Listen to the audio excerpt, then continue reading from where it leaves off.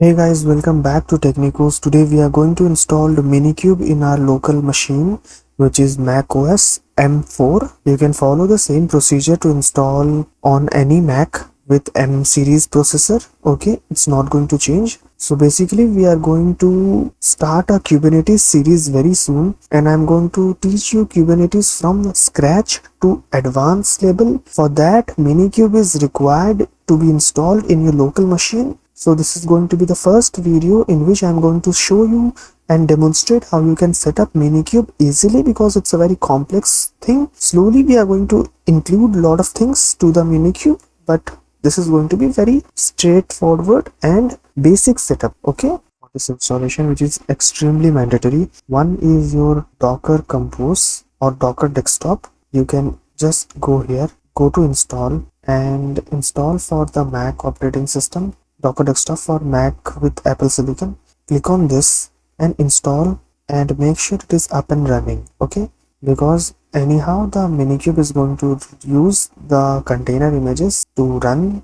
And another thing we need is Homebrew. So Homebrew is also very important, so that this can help us to install some packages. I have already made a video around this Homebrew. This one, install Homebrew on macOS. You can watch this and install it. So these two things are prerequisite for installing Minikube and set up your Kubernetes. So I will provide you a documentation in which you will be finding a guide to install, and this is the first link we need to go. This is the Minikube installation page where we will choose our operating system macOS. We are going to choose ARM64. You can choose the x86 version as well. We need to choose stable. We have two options. Either we can go for the binary download, we are going to install the binaries and then use it, or we can install Homebrew option. So this is much easier command. So I'm showing you both the options, but I'm going to use this option. And another important thing, instead of latest, you can install any specific version. Go to the GitHub of Minikube, and you can find that version 1.37.0 is the latest. You can install any previous version as well if you want.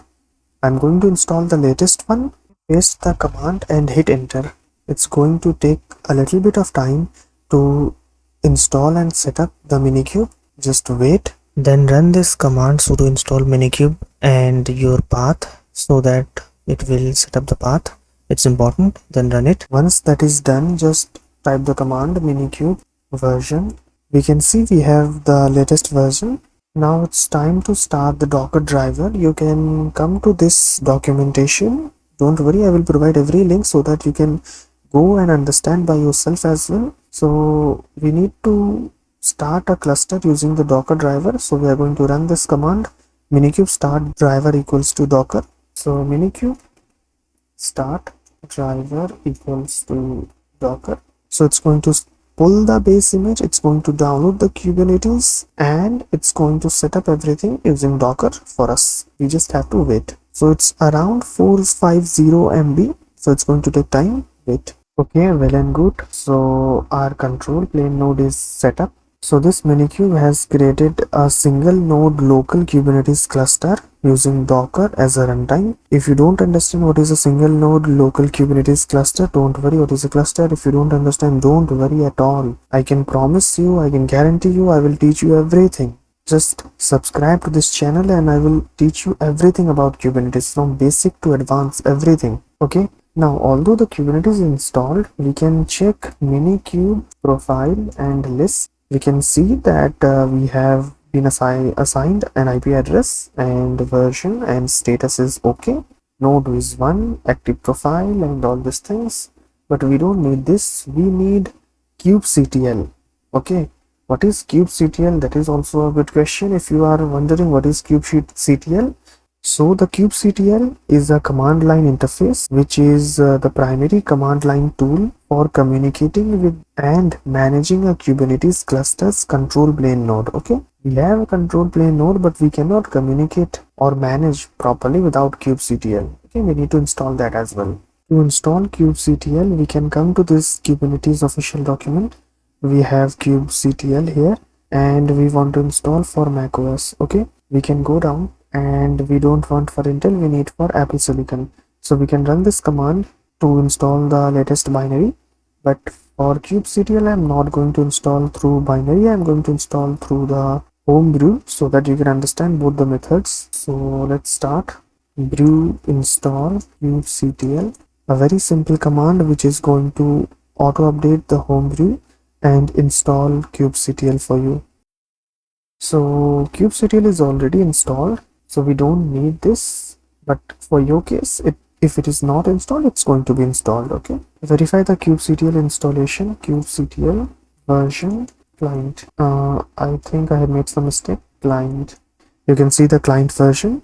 So another thing I want to show you, if you do ls and kube, so basically what is happening here, when Minikube starts, it automatically creates a kube config file inside this directory, and this kubectl reads the file to know the API server endpoint authentication details, and that's how the kubectl works without manual configuration. Okay, you install the kubectl through the binary. There is a few things you need to do. I will mention in the documentation. That's not going to be a big issue. We can do now kubectl get namespace to see the namespaces. Okay, we have a default namespace, kube node release, kube public, and kube system. So basically we have set up everything.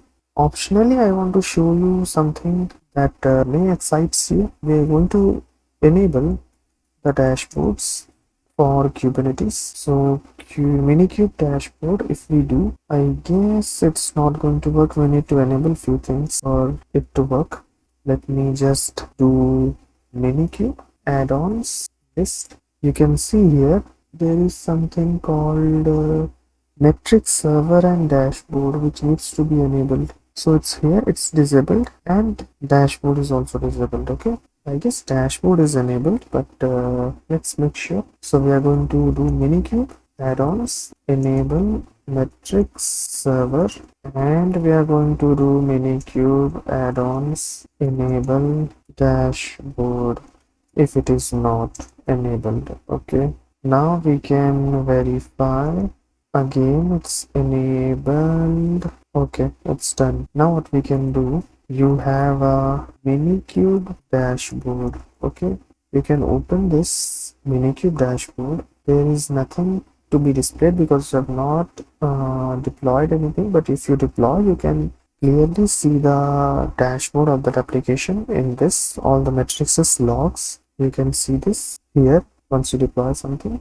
It's just a small thing, but I wanted to show you. So if you want to delete the Minikube, you can do Minikube stop, and it will stop the Minikube. Then you can do Minikube delete all purge. Okay, it's deleted. Now you can remove the binary files. It's also important. So sudo rm -f. It's usually user local bin and Minikube. It's going to ask you for the password, and then it's deleted. Then we are again going to delete the kubectl we have installed. Kubectl. Okay, it's done. We need to remove the Kubernetes configs as well. So rm -rf/.kube, and we are also going to delete Minikube configuration. Okay, it's done. So these are the commands you can use to remove Minikube completely from your system. So do subscribe to Technicos and get ready for the Kubernetes series.